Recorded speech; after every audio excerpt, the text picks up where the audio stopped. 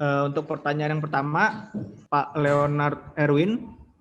Apakah Pak Leonard Erwin hadir? Hadir, Kak. Ya.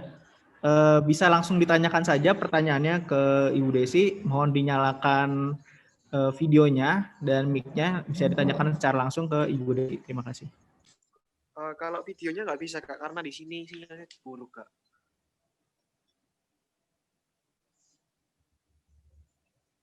Langsung saja, Kak, ya. Langsung saja. Selamat siang, nama saya Leonard Erwin dari Surabaya, izin bertanya. Menurut Ibu, apakah jika pakan ikan tersebut mengandung limbah atau polusi, apakah akan berpengaruh terhadap orang yang akan mengonsumsi ikan tersebut? Dan kondisi atau indikasi apa pakan bisa dikatakan bagus atau jelek dan sudah tidak layak untuk diberikan kepada ternak? Terima kasih. Terima kasih atas pertanyaannya. Baik, saya jawab.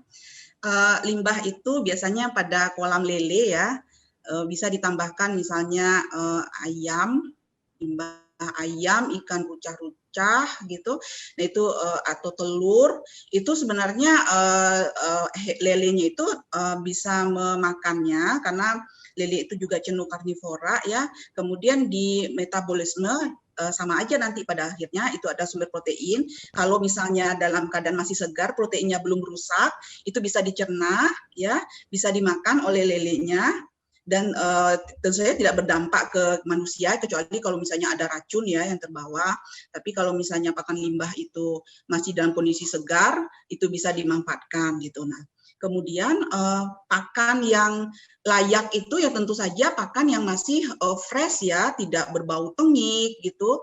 Kemudian yang kalau tengik tadi saya sudah sampaikan nilai gizinya bisa rusak. Kemudian pakannya mengandung atraktan, bisa diterima dengan baik oleh ikan dan udangnya. Jadi nafsu makannya baik ketika pakan itu diberikan, tidak ditolak. Kemudian secara aroma masih segar. Dan itu bisa dimanfaatkan. Nah, pakan yang tidak baik itu pakan yang misalnya sudah jamuran, pakan yang kemudian tengik gitu. Nah, itu kemudian palatabilitasnya sudah bahkan tidak ada. Nah, itu tidak layak lagi untuk diberikan ya.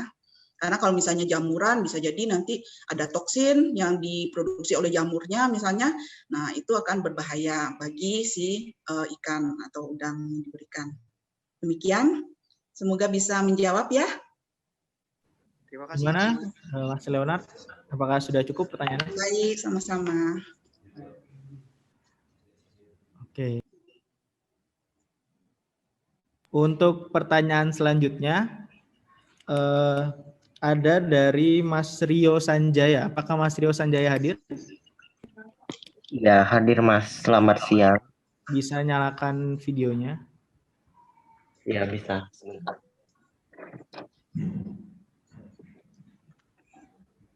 Ya, silakan ditanyakan langsung ke Ibu Desi. Ya. Selamat siang, izin bertanya kepada Ibu Desi. Selamat siang Mas Rio. Ya.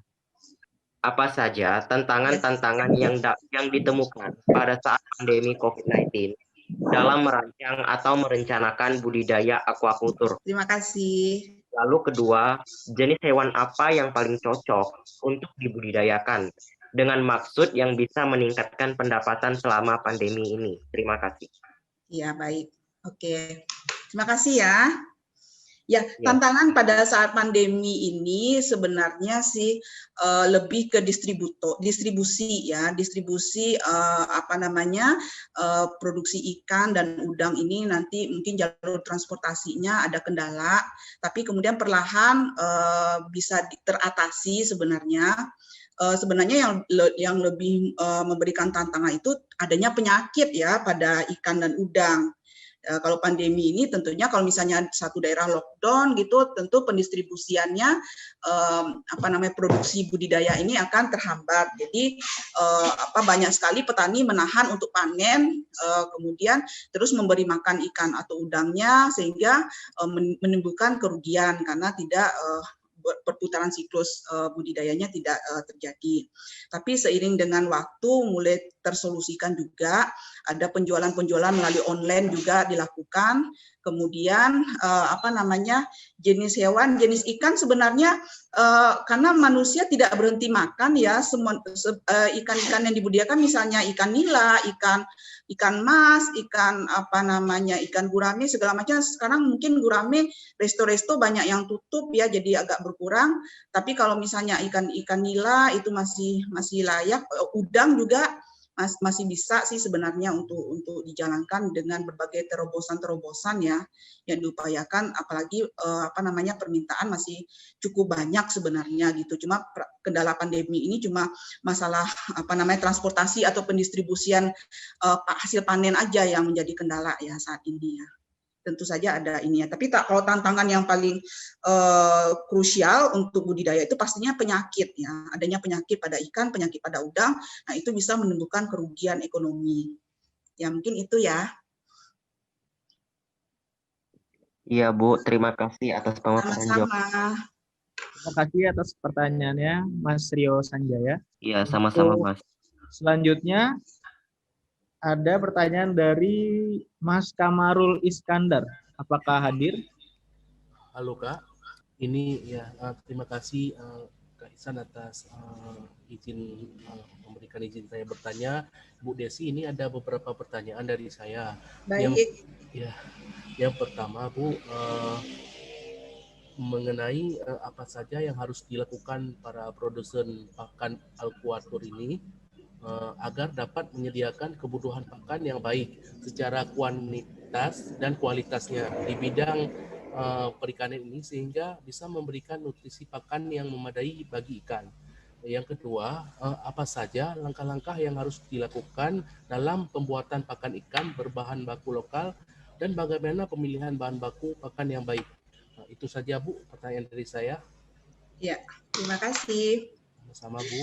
Ya, sebenarnya apa yang harus dilakukan produsen pakan untuk meningkatkan kualitas dan kuantitas pakan, terus saja meningkatkan kualitas produksinya dengan pemenuhan mesin-mesin yang mumpuni ya, sehingga pakan-pakan yang diproduksi itu mempunyai kecernaan yang baik pastinya, kemudian kualitas pakan juga bisa diserap oleh ikan dan udang dengan baik, kemudian pakan juga harus dilengkapi dengan preservatif atau pengawet supaya daya simpannya baik gitu. Kemudian mengupayakan bahan baku yang berkualitas, yang mengandung nutrisi yang lengkap gitu. Ya, jadi tidak terus harus dilakukan inovasi-inovasi melalui riset and development-nya, R&D dari pabrikan itu untuk menemukan pakan-pakan yang saat ini diperlukan sebenarnya pakan-pakan yang kecernaannya bagus gitu. Tidak hanya pemenuhan kuantitas dari misalnya protein, tapi bagaimana pakan itu bisa tercerna oleh hewan-hewan aqua ini karena memang saluran pencernaan mereka sangat primitif ya. Nah, langkah-langkah dalam pembuatan pakan mandiri ya maksudnya tadi ya. Pakan mandiri itu ya tentu kualitas bahan bakunya juga harus diperhatikan. Kalau misalnya tidak ada pengaplikasian mesin yang cukup baik karena memang perlu thermal processing mesin-mesin yang pemanasannya optimum, itu bisa dilakukan dengan teknik fermentasi gitu. Jadi karena bahan-bahan nabati misalnya kayak dedak gitu, dia banyak mengandung anti nutrisi, jadi difermentasi dulu sehingga mikroba-mikroba yang tumbuh yang difermentasikan itu akan memecah makronutrien menjadi nutrien-nutrien yang lebih sederhana sehingga ketercernaannya bagus ya. Kalau saya sarankan sih untuk pakan-pakan mandiri itu penerapan teknologi fermentasi karena memang mungkin mesinnya tidak secanggih untuk pakan pabrikan ya. Nah, karena memang hewan aqua ini butuh sekali pakan dengan kecernaan yang tinggi gitu ya. Itu saja ya, semoga bisa dipahami.